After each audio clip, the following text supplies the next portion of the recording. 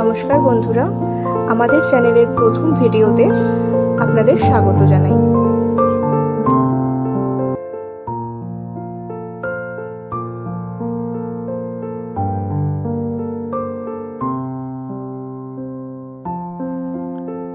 বন্ধুরা, আমরা সবাই জানি আমাদের রাজ্য পশ্চিমবঙ্গে রয়েছে বেশ কয়েকটি সতীপীঠ।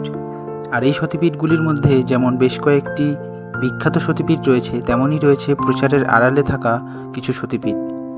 এই সতীপীঠগুলির মধ্যে কিছু সতীপীঠের নাম আপনারা জানেন, আবার কিছু হয়তো জানেন না। আজ সেরকমই দুটি সতীপীঠ আমরা দর্শন করব, সঙ্গে দেখবেন আপনারাও।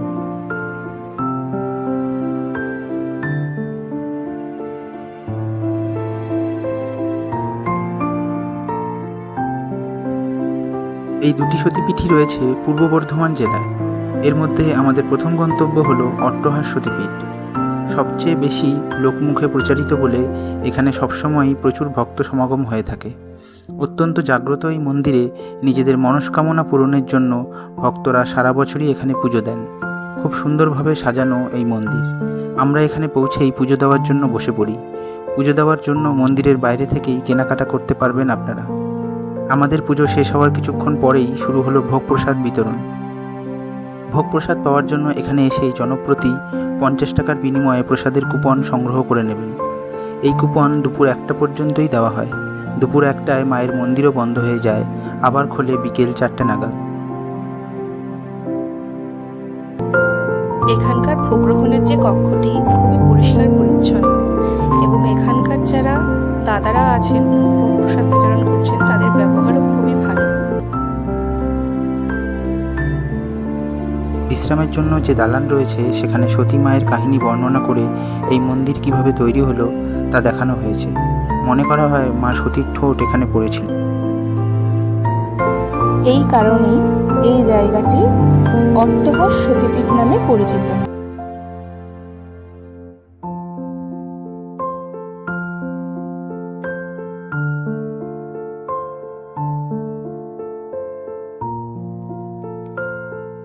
আর এই হলো সেই গাছ যেখানে ভক্তরা নিজেদের মনস্কামনা পূরণের জন্য ঢিল বেঁধে গেছেন।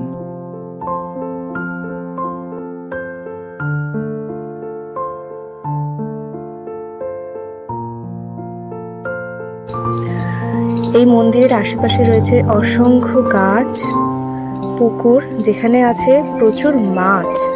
ভক্তরা এসে এই মাছেদেরকে খাবার দেয়।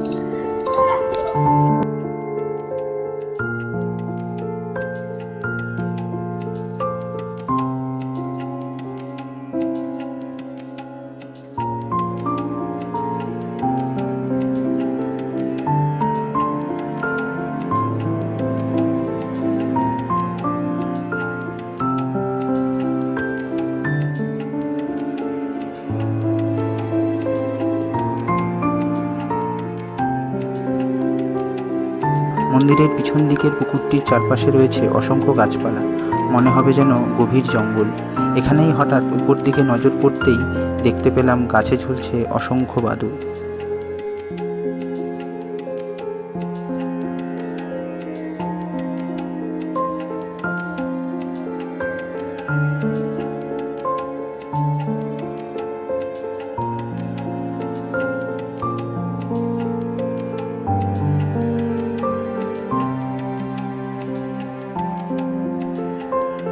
আমাদের পরের গন্তব্য মা বহুলাক্ষী দেবীর মন্দির বা বহুলা সতীপীঠ।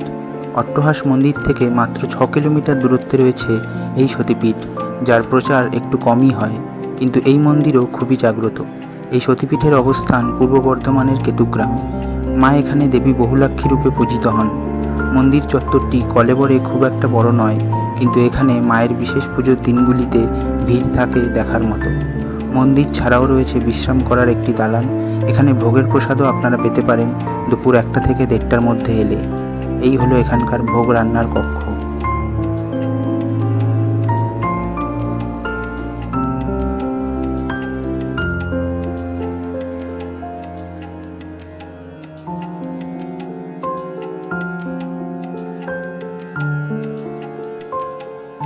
এবার আসি কিভাবে আসবেন এই দুই সতীপীঠে সেই বিষয়ে।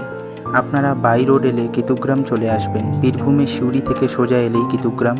এছাড়া বর্ধমান শহরে এসে সেখান থেকেও চলে আসতে পারেন সোজা এক রাস্তায় কেতুগ্রাম। কলকাতার দিক থেকে এলে শিয়ালদা বা হাওড়া থেকে ট্রেনে করে চলে আসতে হবে কাটোয়া। উত্তরবঙ্গ থেকেও সহজেই ট্রেনে কাটোয়া আসা যায়। এছাড়া বহরমপুর থেকে সরাসরি বাস রয়েছে কেতুগ্রাম আসার। নদিয়া থেকে যেতে হলে নৈহাটি স্টেশন হয়ে যেতে পারেন কাটোয়া। সব ক্ষেত্রেই সকাল সকাল বেরোনো মাস্ট। আমরাও নদিয়া থেকেই গেছি, কিন্তু আমরা একটু দেরি করে বেরিয়েছিলাম, আর আমাদের রুট ছিল কিছুটা এই রকম। ট্রেনে করে কৃষ্ণনগর গিয়ে সেখান থেকে নবদ্বীপ ঘাট অটোতে চলে গেছিলাম। তারপর নবদ্বীপ ঘাট পার হয়ে সেখান থেকে টোটোতে বিষ্ণুপ্রিয়া হল্ট স্টেশন এবং সেখান থেকে ট্রেন ধরে কাটোয়া।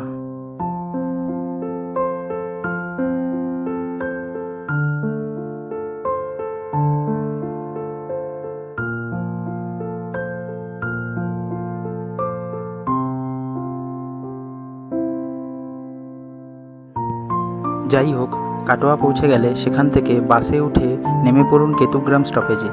এই স্টপেজ থেকে যে রাস্তা গ্রামের ভিতরে গেছে সেই রাস্তা ধরে একটু হাঁটলেই মা বহুলাক্ষী দেবীর মন্দির। যদি আপনি অট্টহাস মন্দির দর্শন করে তারপর বহুলাক্ষী মন্দিরে আসতে চান, তাহলে অট্টহাস মন্দিরের গেট থেকে টোটো রিজার্ভ করে আসতে পারেন, যার ভাড়া পড়বে 80 টাকা থেকে 100 টাকা। অপরদিকে আগে বহুলাক্ষী মন্দিরে এলে এখান থেকে আপনারা টোটো রিজার্ভ করে অট্টহাস মন্দিরে যেতে পারেন। ভাড়া লাগবে একই, তবে যেহেতু টোটো ভাড়া অনেকটা, তাই দুজনের বেশি হলে তবেই টোটোতে যাবেন। নতুবা যদি আপনারা 1 বা 2 জন হন, তাহলে আপনারা আগে বহুলাক্ষী মন্দির দর্শন করুন, তারপর অট্টহাস আসুন। সেক্ষেত্রে বহুলাক্ষী মায়ের দর্শন করার পর আবার ব্যাক করে চলে আসুন কেতুগ্রাম মোড়ে, আর আরও একবার বাস ধরে নেমে পড়ুন সামান্য দূরেই নিরোল মোড়ে। এখান থেকেই আপনারা 15 টাকার বিনিময়ে টোটোতে পৌঁছে যাবেন অট্টহাস মন্দিরে। এই ভিডিওটি আপনার পছন্দ হলে অবশ্যই একটি লাইক দেবেন। কোনো প্রশ্ন থাকলে বা ভিডিওটির রিভিউ দিয়ে কমেন্ট করবেন। চ্যানেলটিকে সাবস্ক্রাইব করবেন আর বেল আইকনটিতে ক্লিক করে অল নোটিফিকেশান অন করে দেবেন। ধন্যবাদ। সকলে মায়ের আশীর্বাদে ভালো থাকবেন।